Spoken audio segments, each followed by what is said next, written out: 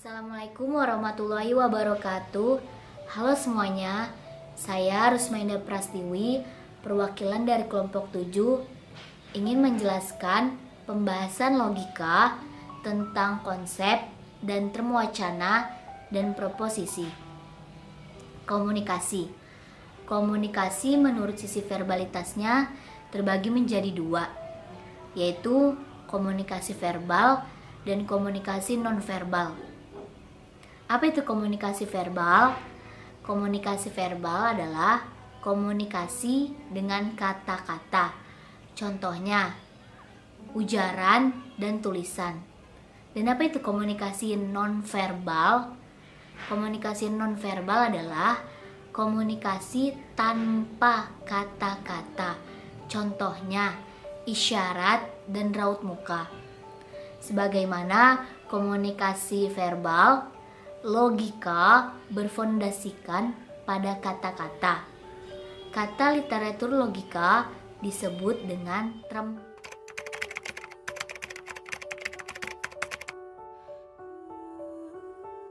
Konsep adalah gagasan tentang sesuatu.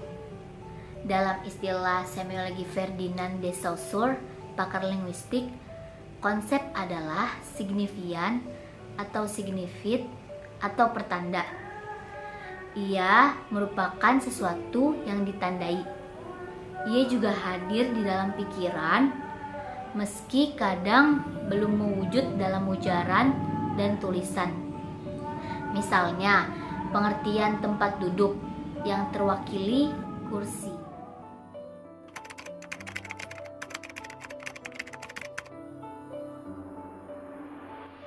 Komprehensi konsep menderifikasikan dua konsep, yaitu pertama, konsep konkret, kedua, konsep abstrak. Konsep konkret adalah konsep yang berada pada subjek yang ditentukan, dan konsep abstrak adalah konsep yang tidak berada pada subjek yang ditentukan. Dan ekstensi konsep menderifikasikan 5 konsep, yaitu pertama, konsep kolektif adalah konsep yang mengacu pada kelompok. Kedua, konsep divisif, konsep yang penamaannya dapat dibagikan ke tiap entitas yang layak disemati, mencangkup individu-individunya. Ketiga, konsep singular. Konsep singular adalah konsep yang mengalah pada satu hal tertentu. Keempat, konsep partikular. Konsep partikular adalah konsep yang merujuk pada hal yang tak tentu minimal satu. Kelima, konsep universal adalah konsep yang melingkupi suatu hal secara menyeluruh.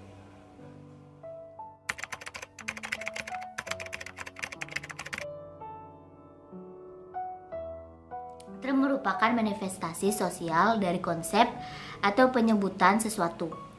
Komunikasi yang dibutuhkan untuk mengutarakan isi benak kepada pihak lain mendorong konsep yang awalnya personal disosialkan secara konvensional. Penyebutan sesuatu tidak akan terjadi jika tidak ada kesepakatan atau konvensi. Pembagian term.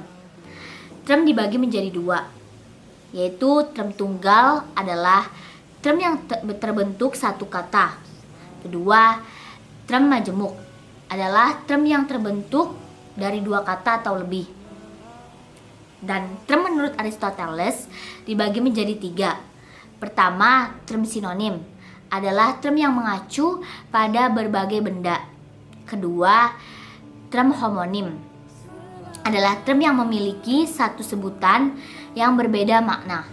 Ketiga, term paronim adalah term yang berkembang sedemikian rupa sebutannya dan maknanya meski dasarnya satu.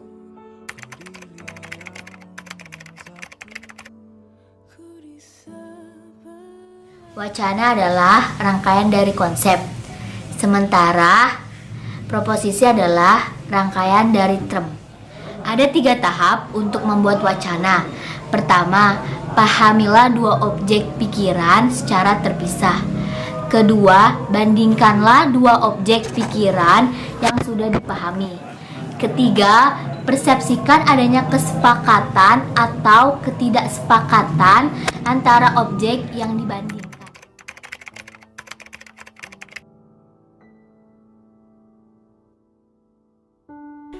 Belajar dari benda mati. Yang dapat dari sebuah benda mati yang sering kita gunakan sehari-hari, yakni pensil. Pensil adalah sebuah alat tulis yang tidak bisa dipisahkan dari kehidupan sehari-hari. Apakah yang bisa kita pelajari dari sebuah pensil?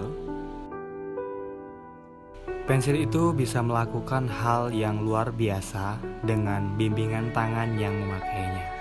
Kita semua tahu bahwa sebuah pensil bisa menulis, menggambar, dan lain-lainnya. Tetapi pensil butuh bimbingan dari tangan yang memakainya.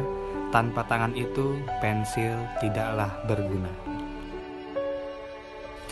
Pelajaran yang dapat kita ambil adalah, kalian jangan pernah lupa kalau ada tangan yang selalu membimbingmu dalam hidup. Dia adalah Tuhan. Dia akan selalu membimbingmu menurut kehendaknya. Dan kamu tidak perlu takut menjalani hidup ini, karena Tuhan yang selalu mengawasi dan mengarahkan kita menjadi orang yang lebih baik lagi. Pensil itu sering diruncing dan hasilnya ia jadi baik meski mengurangi panjangnya. Pensil harus sering diruncing karena ia makin runcing dan enak digunakan. Tetapi akan mengurangi panjang pensil tersebut. Dan terkadang ujung pensil harus patah saat diruncingkan. Pelajaran yang dapat kita ambil adalah, begitu juga dengan kehidupan kita ini. Kita akan sering diruncing agar kualitas hidup kita bisa semakin baik lagi. Tetapi dalam proses menjadi lebih baik akan ada cobaan kegagalan yang akan kita alami. Tetapi jangan menyerah dan berusaha bertahan karena Tuhan tahu yang terbaik buat kita. Kadang-kadang tulisan si pensil harus dihapus. Terkadang kita salah dalam menulis dan menggunakan penghapus untuk menghapus tulisan tersebut. Pelajaran yang dapat kita ambil adalah, begitu pula dengan kehidupan ini. Terkadang kita membuat sebuah kesalahan, tapi kita masih punya waktu untuk memperbaiki kesalahan kita. Cukup sekian presentasi yang dapat saya sampaikan.